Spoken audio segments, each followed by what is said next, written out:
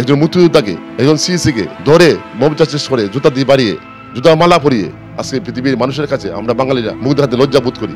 এইসব মব জাস্টিসের বিচার অবশ্যই বাংলার মাটিতে হবে ইনশাআল্লাহ।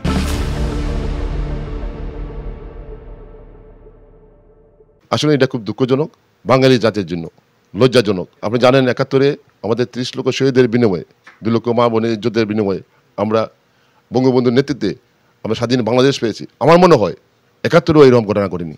একজন মুক্তিযোদ্ধাকে, একজন সিএসিকে ধরে মব জাস্টিস করে জুতা দিয়ে বাড়িয়ে, জুতা মালা পরিয়ে আজকে আমাদের বাঙালি জাতিরা কোথায়? মাননীয় প্রধানমন্ত্রী বঙ্গবন্ধুত্ব নেয়া শেখ হাসিনা ১৭ বছর দেশ চালিয়েছেন, পরিচালনা করেছেন। এরকম কোনো নজির আছে? আমার তো মনে হয় কোনো নজির নেই। আজকে পৃথিবীর মানুষের কাছে আমরা বাঙালিরা মুখ দেখাতে লজ্জা বোধ করি। আমরা মনে করি এই বাংলাদেশ একমাত্র যোগ্য ব্যক্তি বঙ্গবন্ধু নেয়া জননেত্রী শেখ হাসিনা, উনি যোগ্য নেতৃত্ব দিতে পারবেন, যোগ্য রাষ্ট্রনায়ক। এখনো মানুষ বলছে আমরা আগেই ভালো ছিলাম।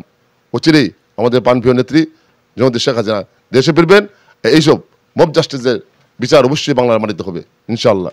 এখানে উপস্থিত আছেন আমাদের সম্মানিত সভাপতি ডক্টর সিদ্দিকুর রহমান, আমার সভাপতি রফিকুর রহমান রফিক, এবং মিশিগান থেকে যিনি আসছেন, যিনি ৫ই আগস্টের পরে সবচেয়ে বেশি কাজ করছেন এই আওয়ামী লীগের জন্য, শেখ হাসিনার জন্য।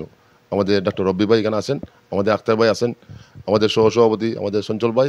আপনারা জানেন যে ৫ই আগস্টের পরে আরেকজন ব্যক্তি যিনি বেশি কাজ করতেছেন, আমাদেরকে সময় দিচ্ছেন, আমাদের যুক্তরাষ্ট্র আওয়ামী লীগের ১ নম্বর সদস্য আমাদের শাহানার আপা, যিনি আমাদের বোনের মতো আমাদেরকে স্নেহ, আমাদের ভাইয়ের মতো স্নেহ করেন এবং আমাদের সাথে কাজ করছেন, শেখ হাসিনার জন্য কাজ করে যাচ্ছেন। আমি সবাইকে ধন্যবাদ জানাচ্ছি, আপনাকেও ধন্যবাদ জানাচ্ছি।